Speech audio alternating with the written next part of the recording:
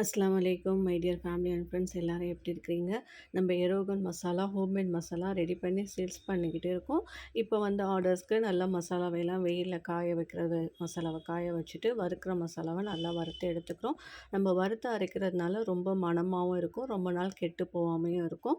நான் மேக்ஸிமம் எல்லா மசாலாவுமே வறுத்துட்டு தான் அரைக்கிறது. வறுத்துட்டு நல்லா ஆற வச்சுட்டு மிஷினில் கொடுத்து அரைச்சி எடுத்துகிட்டு வந்துட்டு அதையுமே நல்லா ஆற வச்சுட்டு தான் நம்ம பேக்கிங் பண்ணுவோம். இப்போ புதுசாக நம்ம மந்தி மசாலா லான்ச் பண்ணியிருக்கோம். கண்டிப்பாக வாங்கி ட்ரை பண்ணி பாருங்கள்.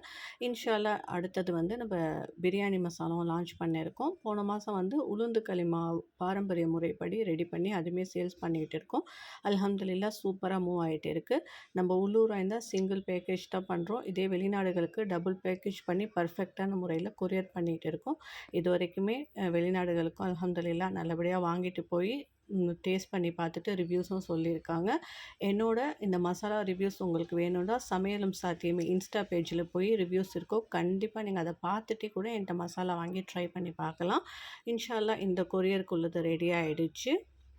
கண்டிப்பாக நீங்களும் ஒரு தடவையாவது வாங்கி ட்ரை பண்ணி பார்த்துட்டு உங்கள் ரிவ்யூஸை எனக்கு சொல்லுங்கள். அஸ்ஸலாமு அலைக்கும்.